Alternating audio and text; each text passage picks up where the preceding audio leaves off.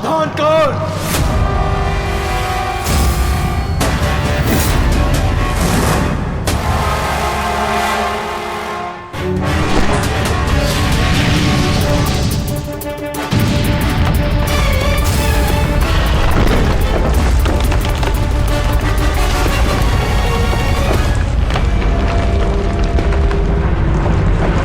मैं यहां तुमसे नीति सीखने नहीं, युद्ध करने आया हूं।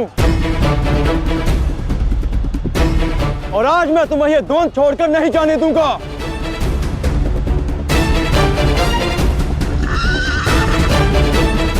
अब क्या करें अंगराज? हमारा रास्ता फंस गया है और इसे यहाँ से हिलाना भी संभव नहीं। कैसे बढ़ेंगे हम आगे? हमें किसी भी परिस्थिति में यहाँ से निकलना होगा, अन्यथा भीम वहां अनर्थ कर देगा।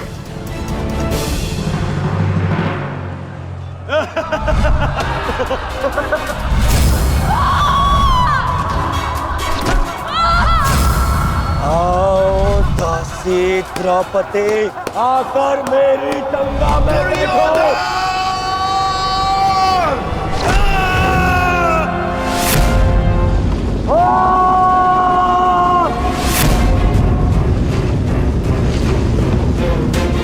क्यों? क्या हुआ? अब मुख से अट्ठास क्यों नहीं निकल रहा? हंसो और जोर से हंसो, अपने गाल पर हंसकर दिखाओ।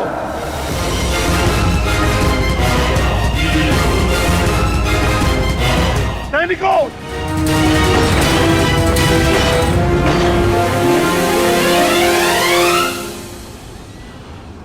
लौट कर जाने का कोई मार्ग शेष नहीं, केवल एक ही मार्ग है।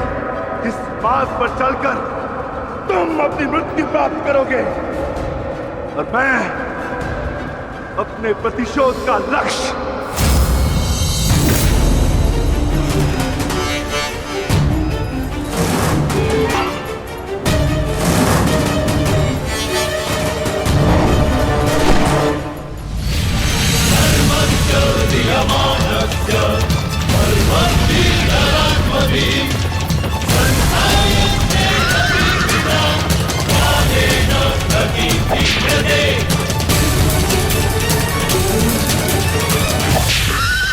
आप मुझे बहुत ही कुशल सारथी हैं अंगराज।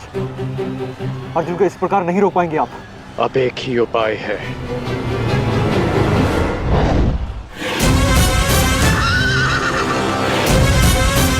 किरणास्त्र।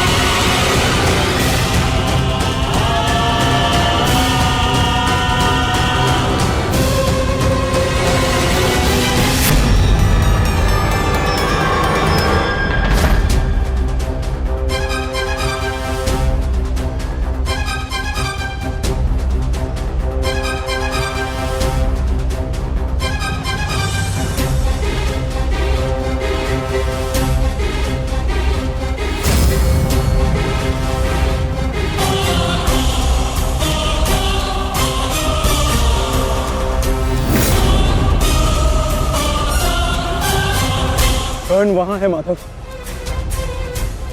अश्वत्थामा!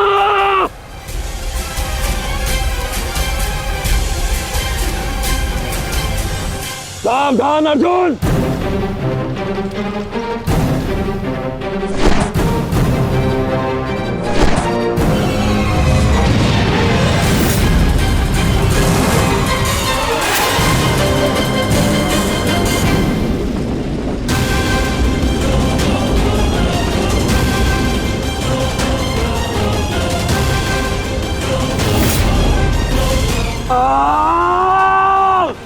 संजय, तुम मौन क्यों? मेरा पुत्र दुर्योधन कहाँ है? युवराज दुर्योधन अभिमन्यु के द्वारा बनाए गए भंवर में अभी भी फंसे हुए हैं महाराज। और भीम?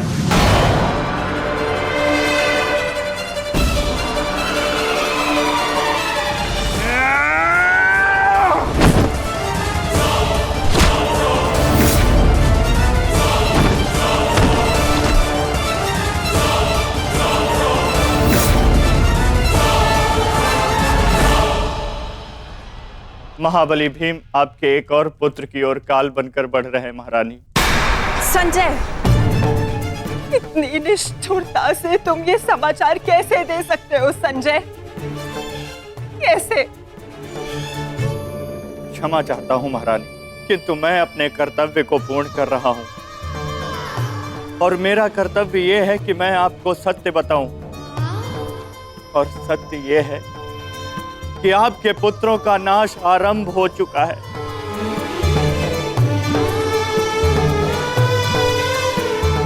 नहीं,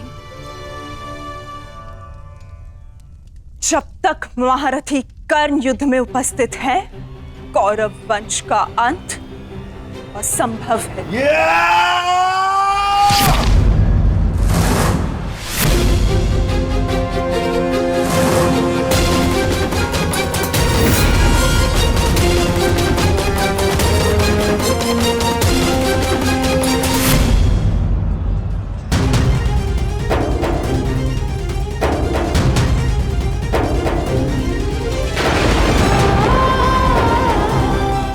रक्त बह रहा है।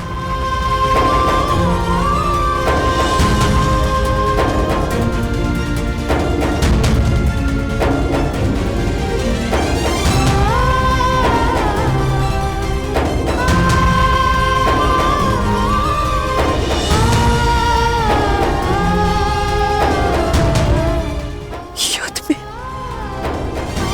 मेरे पुत्र संकट में।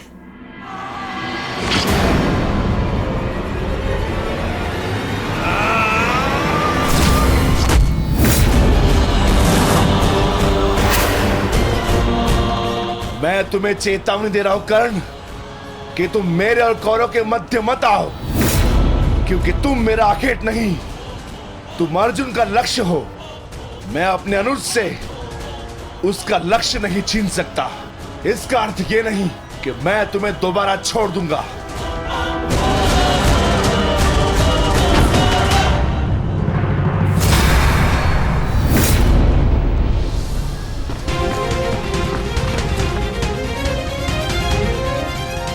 विकोधर भीम, भक्त,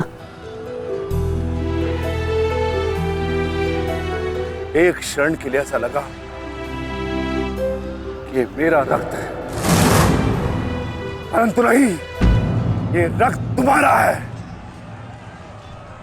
रक्त का रंग तो एक ही है हमारा, एक क्षण के लिए ही सही।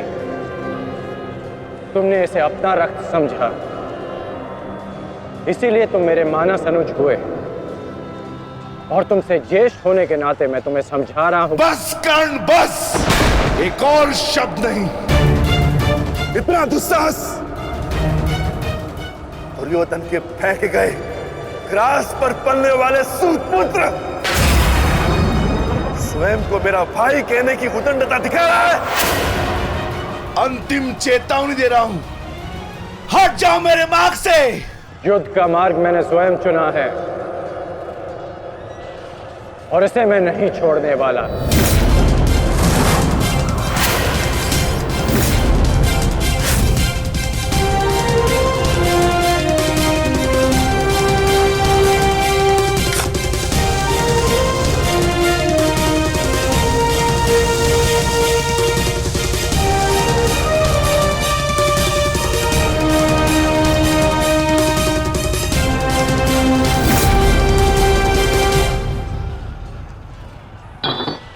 इस रेखा को देख रहे हो भीम? इस रेखा के घेरे के भीतर कौरव सुरक्षित हैं। सूर्यास्त होने में कुछ ही क्षण शेष हैं। यदि कल भी युद्ध करना चाहते हो तो इस रेखा को मत लांघना। प्रतीत होता है कि तुम्हारी जीवन रेखा आज ही समाप्त होने वाली है कर्ण। कल का सूर्योदय क्या, आज का सूर्यास्त भी तुम्हारे भाग्य में नहीं।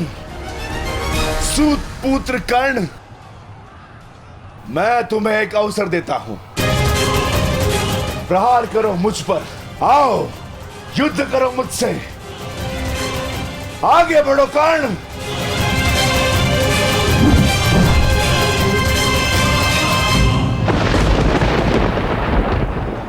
मैं वचन देता हूं कि अर्जुन के अतिरिक्त आपके किसी पुत्र का वध नहीं करूंगा मैं।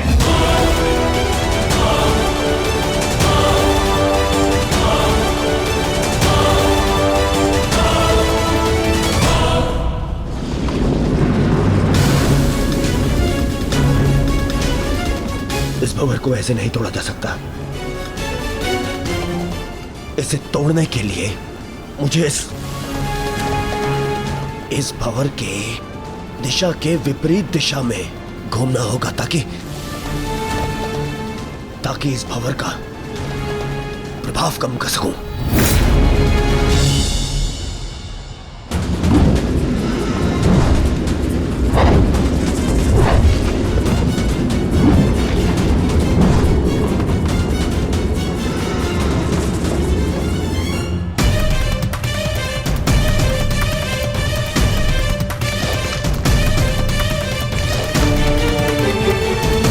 क्या हुआ कायर? अब तक तो बड़ी डिंगे मारे थे। अरे लज्जा आनी चाहिए तुम्हारी माता को, जिसने तुम जैसे निर्बल को जन्म दिया। यदि एक और शब्द अपनी जीवा से निकाला तो तुम्हारी जीवा काट कर फेंक दूंगा। जिसने मुझे जन्म दिया है उसके सम्मान के लिए स्वयं उसे दिया वचन भी भुला दूंगा। अपनी माता के मान पर चिंगारी पड़ी तो तिल मिला गए कर्ण। वो पांचाली भी किसी की माता थी, किसी की पुत्री थी, जिसे वस्त्राण के अपमान की अग्नि में जलना पड़ा। और अब वो अग्नि कौरव पक्ष में उपस्थित हर एक को भस्म कर देगी। कर्ण, तुम्हें भी।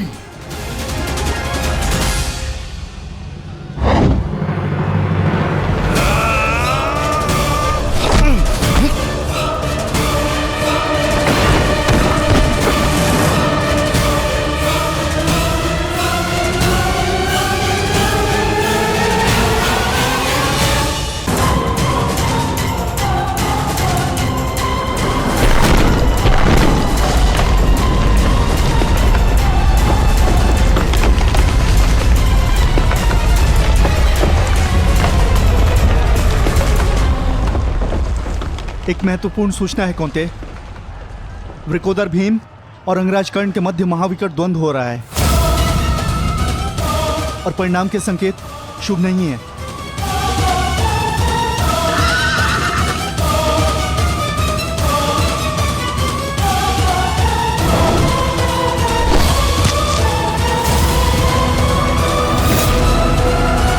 माता, रथ को भ्राता भीम की ओर ले चलो।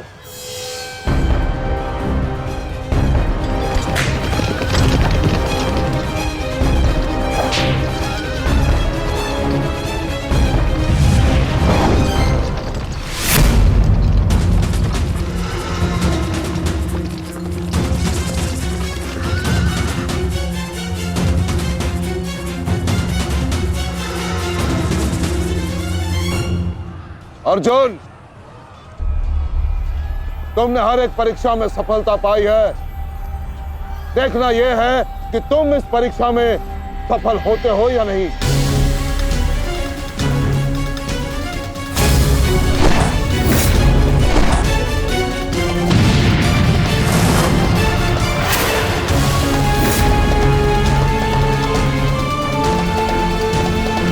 धृष्टद्युम्न, रथ अर्जुन की ओर से आचार्य द्रोण का ध्यान हटाओ। सारथी, आगे बढ़ो।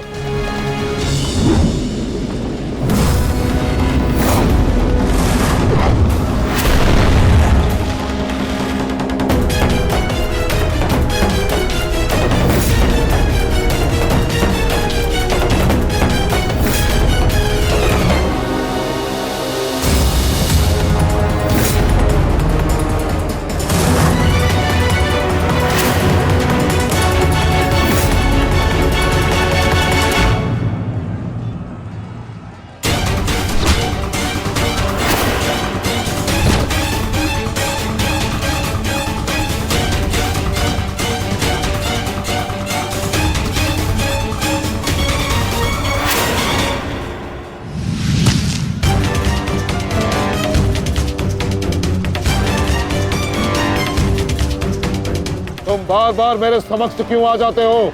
क्योंकि आपके प्रारब्ध में मुझसे द्वंद लिखा है आचार्य, अर्जुन से नहीं। हट जाओ मेरे मार्ग से। सावधान!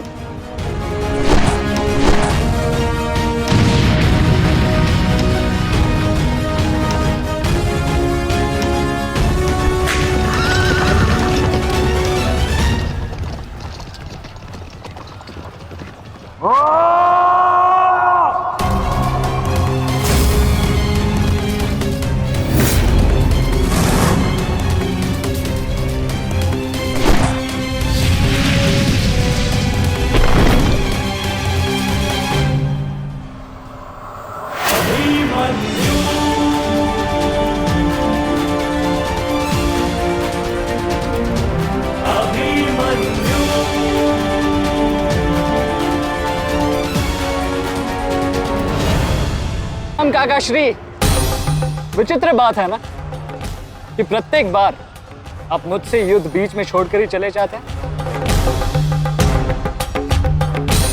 मूर्ख! आज मैं तुम्हें और इस द्वंद को समाप्त करके ही जाऊंगा।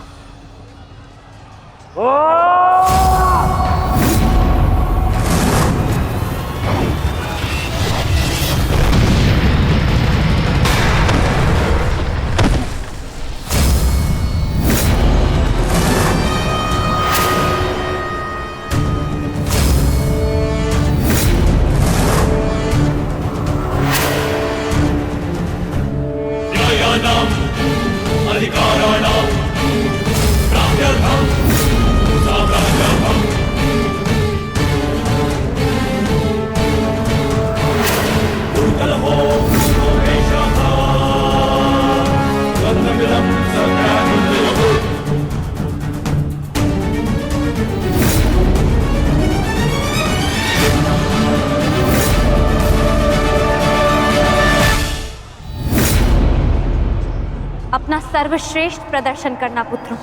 अपने पिताओं की प्रतिज्ञा को स्मरण रखना और अपनी माता के अपमान को मत भूलना। पुत्र, ये धागा तुम्हारी हर विपदा से रक्षा करेगा।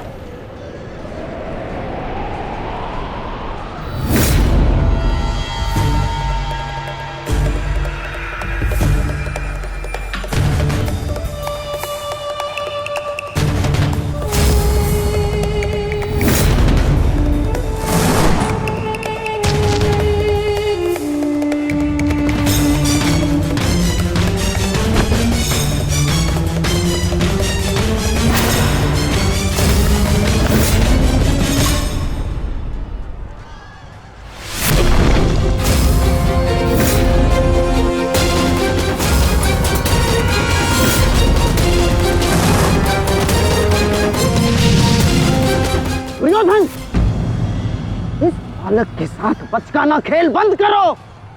वहां देखो, कर्ण और भीम के मध्य घातक संग्राम छिड़ा है। इससे अच्छा अवसर कभी नहीं मिलेगा मेरे होने वाले सम्राट। ना, जाओ और इस दुस्साहसी भीम का अंत कर दो। जाओ।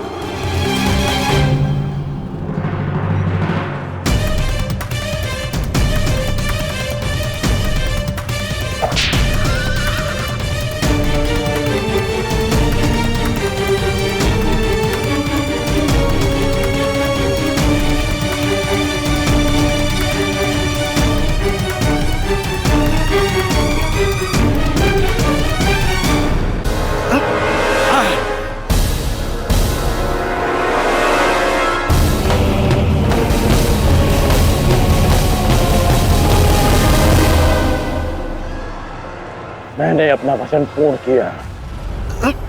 तुम ये रेखा पार नहीं कर पाए, आज तुम किसी और कौरव का वध नहीं कर पाओगे। बोलो ना सही, मैं तुम्हारा वध कर दूंगा। उसका अवसर कभी और ढूंढना भी, क्योंकि सूर्यास्त हो चुका है।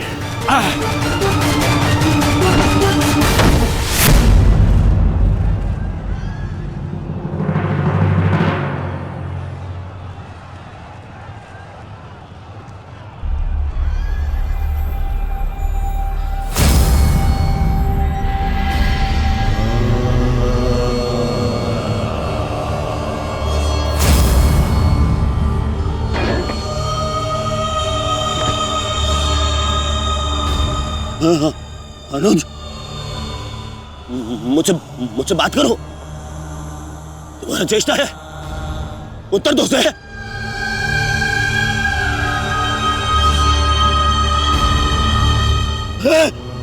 अनुज, अनुज उत्तर दो। ये क्या हो गया? तुम सबने कभी अपने देश की बात का उल्लंघन नहीं किया, तो आज ये उदंडता क्यों? उठो, उत्तर दो। उठो,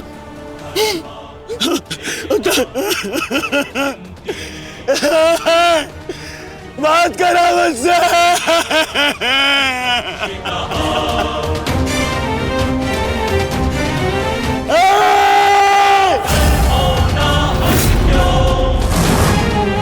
क्या किया भीम? ये क्या किया तुमने? केवल कहने को ज्येष्ठ भ्राता था मैं पिता से अधिक इन्होंने मुझे सम्मान दिया है। ये चाहते थे कि अपने कंधे पर उठाकर मुझे सम्राट के सिंहासन तक लेके जाएंगे। बस तुमने मुझे विवश कर दिया। मैं इनकी अर्थी को कंधा दूं।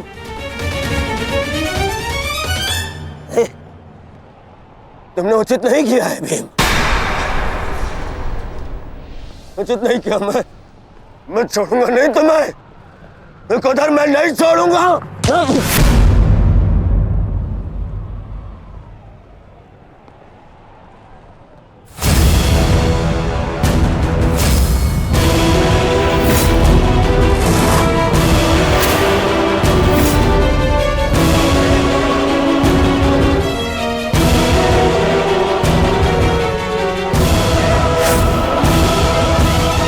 शांति युवराज, युद्ध के नियम के अनुसार आज का युद्ध संपन्न हुआ और इस समय प्रहार करना वर्जित है। पर प्रतिकार करना नहीं आचार्य, प्रतिकार नहीं।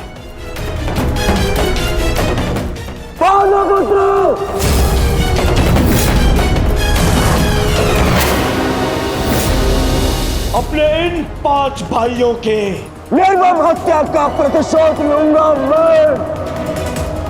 किसी एक को भी जीवित नहीं छोड़ूंगा मैं, ये मेरा वचन है। मेरी प्रतिज्ञा मत भूलो दुर्योधन। जो नियति तुम्हारे 5 भाइयों की हुई है, वही नियति तुम्हारे शेष 95 भाइयों की भी होगी। दुर्योधन! मैं सही छोड़ूंगा। राजा भीम रुक जाइए, ये सही समय नहीं है।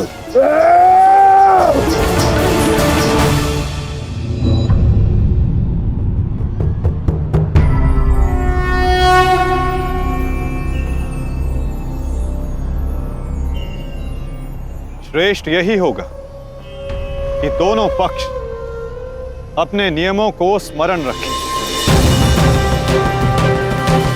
सूर्यास्त्र हो चुका है और उसके साथ ये युद्ध भी समाप्त हो चुका है। आप दोनों अपनी भावनाओं को कल के लिए शेष रखें और वही उचित रहेगा।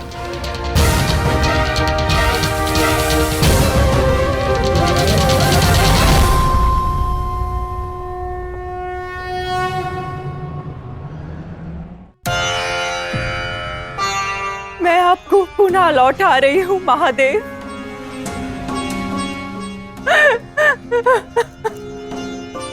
आपने मुझे 100 पुत्रों को आशीर्वाद दिया था और आज मुझे उन्हीं पुत्रों की मृत्यु का दुख भी दे रहे हैं।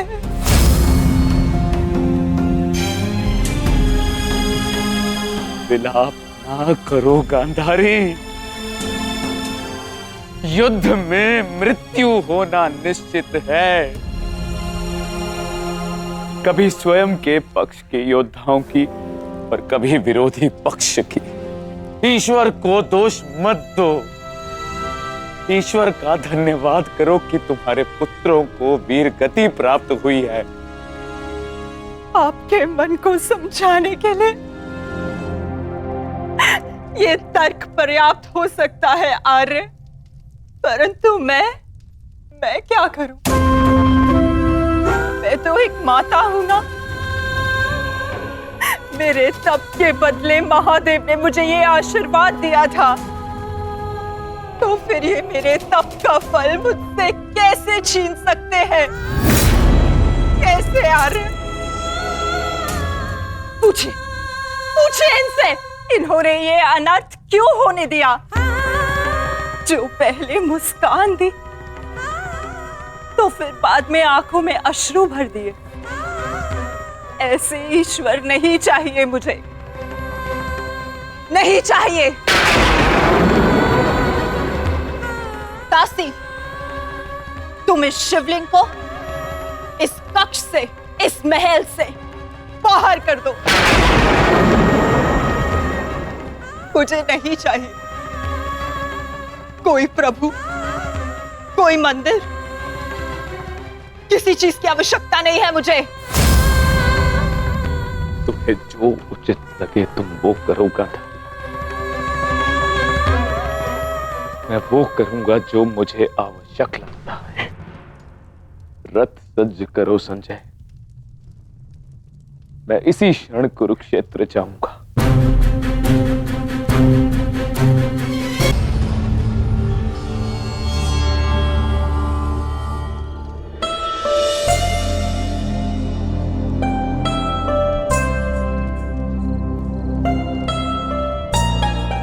पुत्र,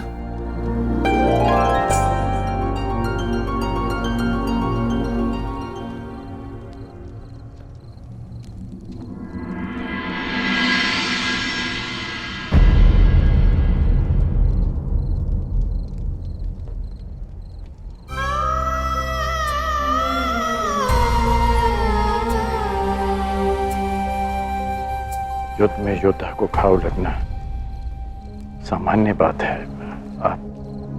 आप चिंतित मत होइए। मैं जो भी कर रही हूँ अपना कर्तव्य समझकर नहीं, बल्कि पश्चाताप समझकर कर रही हूँ। एक पुत्र को खोने का कष्ट, उसकी पीड़ा एक माता ही समझ सकती है। मैं भी एक माता हूं, परंतु दुर्भाग्य से इस अनर्थ को रोकने में सक्षम नहीं हूं। इसलिए लेप लगा रही हूं, अपने मन के घाव को थोड़ी शीतलता देने का प्रयास कर रही हूं। पुत्र, तुम दुर्योधन के पास जाओ। इस समय उसे अपने मित्र की सबसे अधिक आवश्यकता है।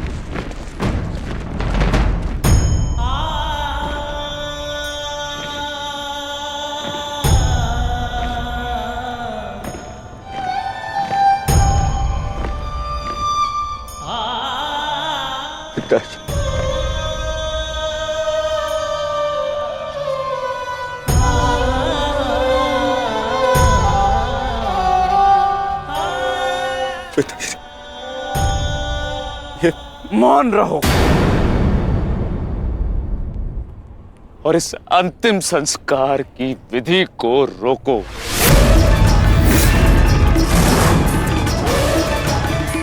मेरे पुत्रों का अंतिम संस्कार नहीं होगा।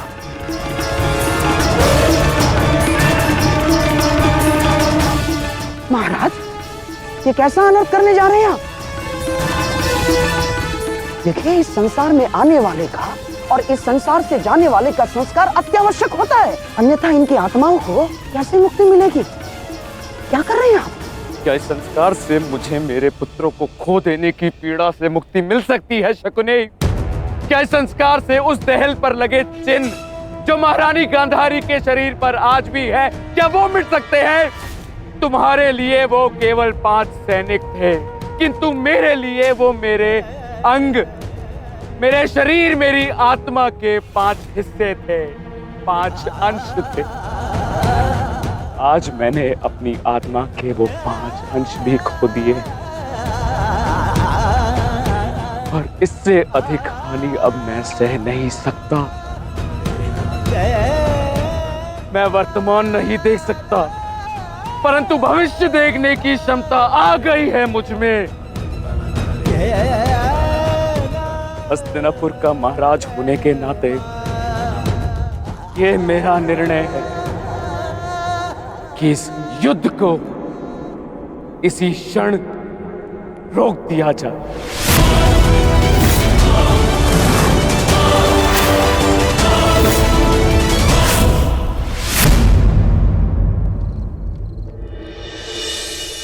पिताश्री,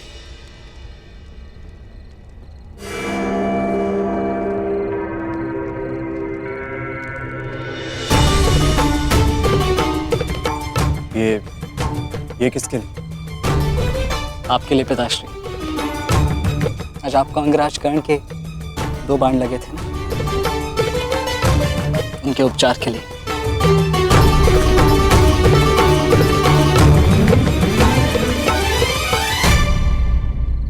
मुझसे अधिक घाव तो तुम्हें लगे हैं पुत्र। मैंने सुना तुम्हारे और दुर्योधन के मध्य हुए द्वंद्व के विषय में।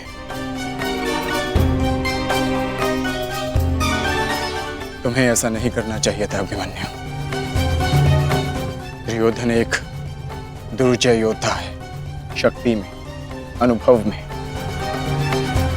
तुमसे कहीं अधिक। तुम्हें सावधान रहना चाहिए। पिताश्री उचित कह रहे हैं आर्य।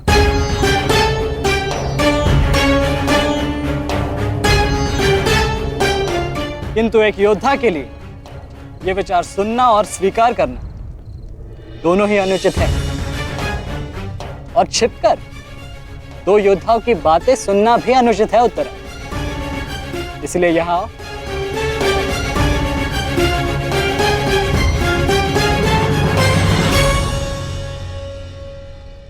आप ही बताइए पिताश्री, क्या एक पत्नी का अपने पति के लिए चिंता करना अनुचित है?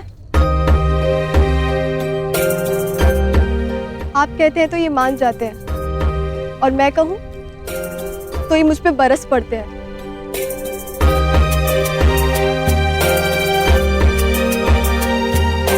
आप ही ने कहा था ना कि काकाश्री दुर्योधन के साथ द्वंद्व करना इनके लिए उचित नहीं है।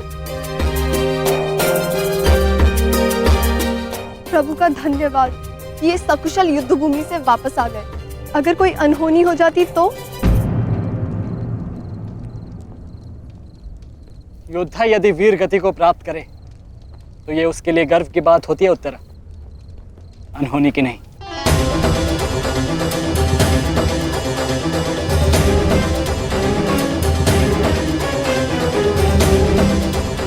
मुझे तुम्हारे साहस और कौशल पर गर्व है पुत्र,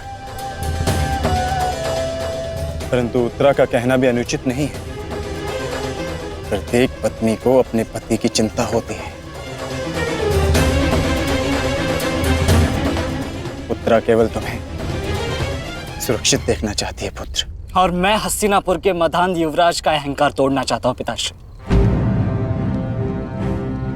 जब भी रणभूमि में मेरी दृष्टि उन पर पड़ती है तो मेरे कानों में माता द्रौपदी की करुण पुकार गूंजने लगती है, और फिर मैं स्वयं को रोक नहीं पाता। तो आप दोनों पूर्णतः निश्चिंत रहिए।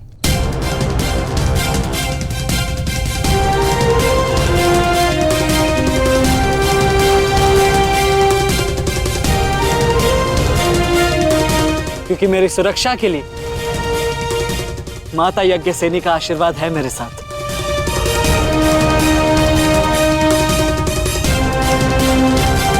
और जब तक ये मेरे साथ है मुझे कुछ नहीं हो सकता।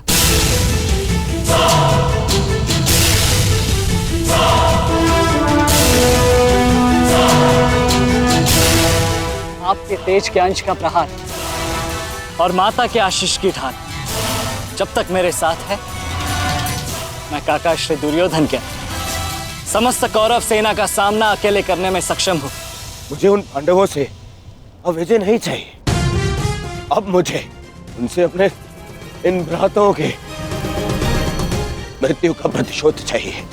अब यदि आपने इस युद्ध में विराम लगाया तो आपके ये 5 पुत्रों वीर वृषसेन, पितामह और अनेक सैनिक उनके इस युद्ध में दिए प्राणों का, उनके प्रयास सब व्यर्थ चले जाएंगे पिताश्री। ऐसा मत कीजिए पिताश्री। रक्त के बदले रक्त लूंगा मैं।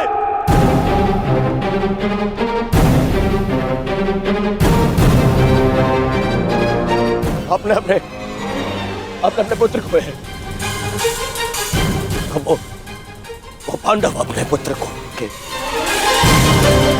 और हम मुझे पाएंगे पिताश्री। मूर्खतापूर्ण बातें मत करो दुर्योधन। पितामह और अपने भाइयों के परिणाम से आने वाले भयानक भविष्य के संकेत को समझो। तुम्हारे होते हुए, गुरु द्रोण के होते हुए, कर्ण के होते हुए मेरे 5 पुत्रों को निर्दयता से मार दिया गया। पुत्रों को खोकर मैंने युद्ध जीत भी लिया तो भी ये पिता हारा हुआ ही कहलाएगा पुत्र। अब और विनाश मैं नहीं सह सकता। मैं कल ही कुरुक्षेत्र जाकर पांडवों से संधि की याचना करूंगा।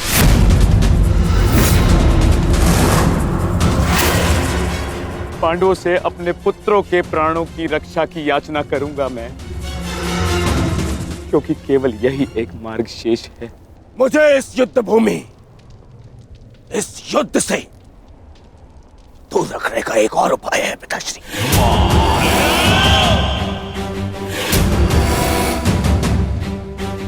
एक और उपाय है।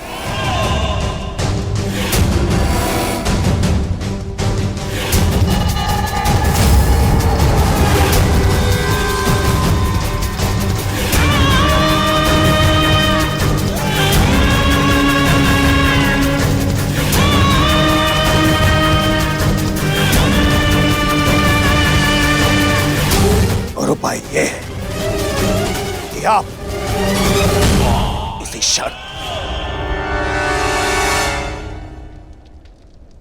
मेरा वध कर दें।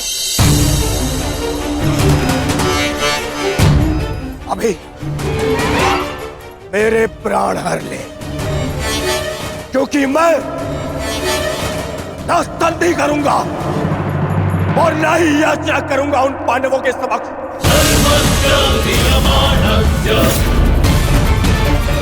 उठाइए इस तलवार को और वध कर दीजिए अपने इस एक पुत्र का।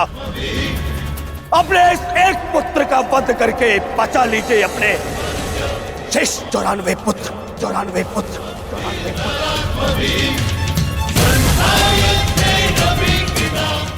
लीजिए और प्रहार करिए मुझ पर। लीजिए, उठाइए इसे और प्रहार करिए अपने इस पुत्र पर, क्योंकि वो अब पांडवों के समक्ष नहीं झुकेगा।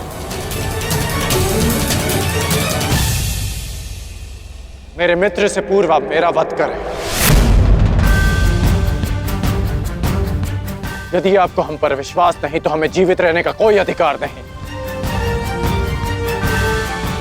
आप मेरा वध करें या हमें एक और अवसर दें। अपने पुत्रों के बलिदान को व्यर्थ मत जाने दीजिए महाराज। युद्ध लड़े बिना पराजय स्वीकारने से तो अच्छा है कि आप अपने हाथों से हमें मृत्यु प्रदान करें। आपने अपने पुत्र के लिए जो स्वप्न देखे हैं, क्या उनपे वो स्वप्न भी सम्मिलित हैं जिनमें वो अपने शत्रुओं के सामने क्षमा याचना करे?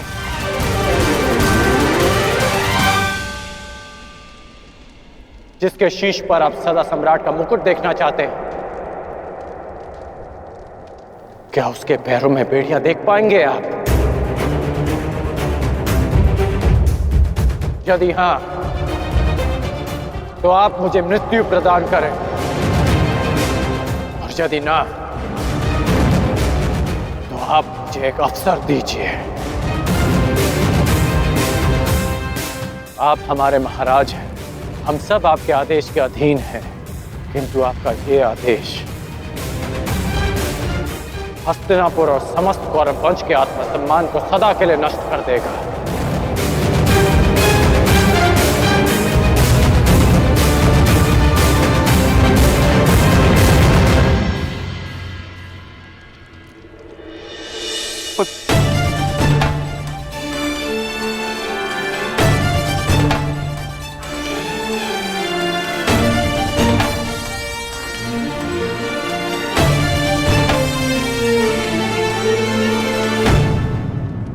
मैं क्या करूं पुत्र? एक पिता के लिए अपने पुत्र की अर्थी का बोझ इस जीवन का सबसे बड़ा बोझ होता है पुत्र, परंतु मुझसे ये बोझ सहन नहीं होगा। विश्वास कीजिए पिताश्री, अभी बोझ हम नहीं, अब वो पांडव उठाएंगे।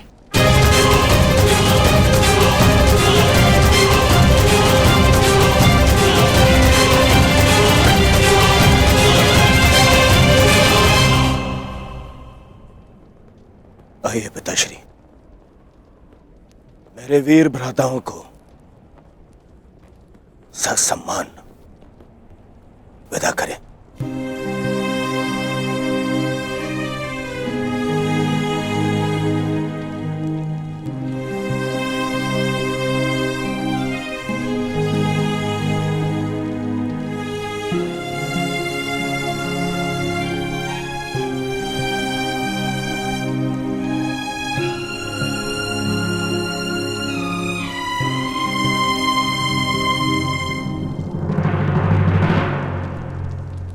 कौन कल के लिए हमारी क्या रणनीति है? कल की रणनीति तो स्पष्ट है। आज मैंने उन 5 कौरवों का वध किया, कल और 25 का अंत कर दूंगा। मैं आज ही उन 100 कौरवों का वध कर देता, किंतु वो सूत पुत्र कर्ण बीच में न आया होता। कर्ण की चिंता मुझ पर छोड़ दीजिए भ्राता भीम। आज तो वो वन छोड़कर निकल गए, किंतु कल उसे भागने का अवसर नहीं दूंगा मैं, और कौरवों की सहायता के लिए नहीं जाने दूंगा।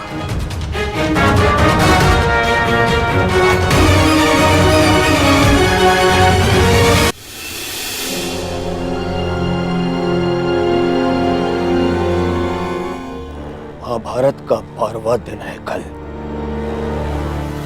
और उन पांडवों का अंत करना है हमें। समस्या 5 भाइयों की नहीं दुर्योधन, केवल अर्जुन और भीम की है। उन्हें रोकने के लिए हमें एक योजना की आवश्यकता है। उस भीम को आप मुझ पे छोड़ दीजिए। अपने भाइयों की मृत्यु के मैं स्वयं प्रतिशोध लूंगा। अर्जुन को रोकेगा कर्ण? गुरु द्रोण अर्जुन के लिए पर्याप्त है मेरे होने वाले सम्राट। अर्जुन मेरा लक्ष्य है, उसे रोकने में मैं सक्षम हूं। तुम्हारे कौशल और सक्षमता पर मुझे कतई संदेह नहीं है अंगराज, परंतु पता नहीं क्यों तुम उसका उपयोग नहीं कर पा रहे हो। नहीं तो आज युद्ध के आरंभ में ही वास्तविक शक्ति का उपयोग करके तुम अर्जुन का अंत कर सकते थे कर्ण, परंतु तुमने ऐसा नहीं किया। आपको तो कुशलता दिखानी थी, परंतु स्मरण रहे ये समय कुशलता दिखाने का नहीं है अंगराज। शीघ्र अतिशीघ्र युद्ध समाप्त करने का है। और यदि तुमने आज ऐसा किया होता अंगराज कर्ण, तो आज 5 कौरवों की नहीं 5 पांडवों की चिता जल रही होती। मामाजी, कर्ण को कब कौन सा अस्त्र चलाना है ये निर्णय उस पर छोड़ दीजिए। आज हम सब ने कर्ण का कौशल देखा है। मेरे अन्य भ्राता आज सुरक्षित हैं तो वो कर्ण के कारण। अरे परंतु का समय नहीं है मामाजी, और नहीं आरोप प्रत्यारोप का।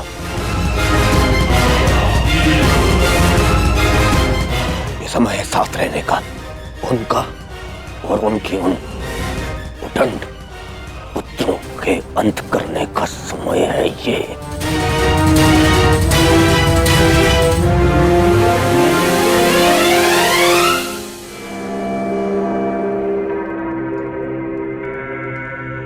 क्या हुआ माधव? आप इतने अशांत प्रतीत क्यों हो रहे?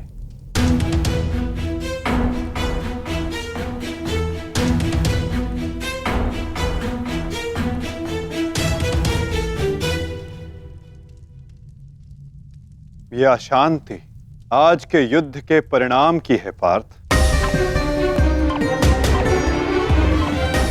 आज युद्ध में दुर्योधन ने अपने 5 अनुजों को खोया, और कल वो युद्ध में इसका प्रतिशोध लेने उतरेगा।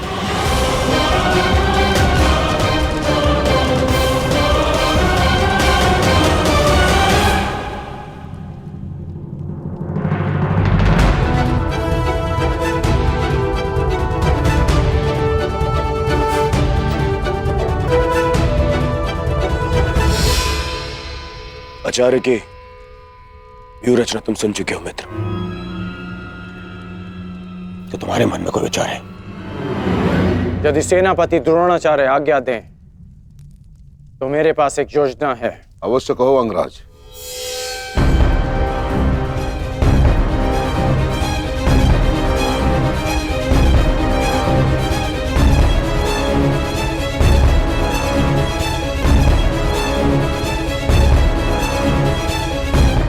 अद्भुत कर्ण, अब उन पांडवों का विनाश निश्चित है। अब उन पांडवों से मैं अपने भ्राताओं की मृत्यु का प्रतिशोध अवश्य लूंगा। कल दुर्योधन युद्ध में क्रोध में अपना प्रतिशोध पूर्ण करना चाहेगा, और अंगराज कर्ण कल इस युद्ध को समाप्त करना चाहेंगे, और उनका लक्ष्य होंगे धर्मराज युधिष्ठिर।